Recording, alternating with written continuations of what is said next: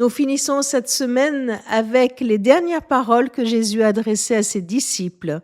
Dans Matthieu 28, nous lisons « Les 11 disciples se rendirent en Galilée sur la montagne que Jésus leur avait indiquée. Quand ils le virent, ils se prosternèrent. Certains d'entre eux pourtant eurent des doutes.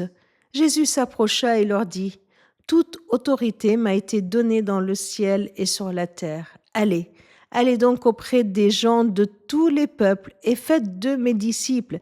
Baptisez-les au nom du Père, du Fils et du Saint-Esprit et enseignez-leur à pratiquer tout ce que je vous ai commandé. Et sachez-le, je suis avec vous tous les jours jusqu'à la fin du monde. » Un appel bien connu, bien commenté dans ces dernières paroles de Jésus, un appel à poursuivre la mission qu'il est venu accomplir, celle de répandre cette bonne nouvelle de l'Évangile, et un appel à tout être humain à venir vers Dieu le Père.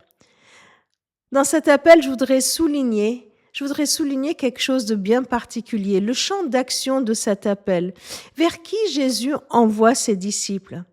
Non pas uniquement vers le peuple d'Israël, ou vers les religieux, ou vers les personnes qui ont soif de lui, ou les personnes qui ont besoin de lui. Il envoie ses disciples auprès des gens de tous les peuples. L'appel à devenir disciples du Christ est envers toute personne de tout peuple. C'est un appel universel. Que tu sois français ou étranger, africain ou européen, que tu sois arabe ou allemand, chinois ou moldave, l'appel est pour toute personne, de tout peuple. Aucun peuple n'est exclu, aucune personne n'est oubliée. L'évangile n'est pas une question de coutume, de pratique ou de culture. Pourquoi ? Parce que l'évangile est à propos d'une relation vivante avec le Créateur. Parce que le message de l'Évangile, de l'amour inconditionnel de notre Créateur, venu nous chercher, venu à notre rencontre pour faire de nous ses enfants, est un message dont toute personne a besoin.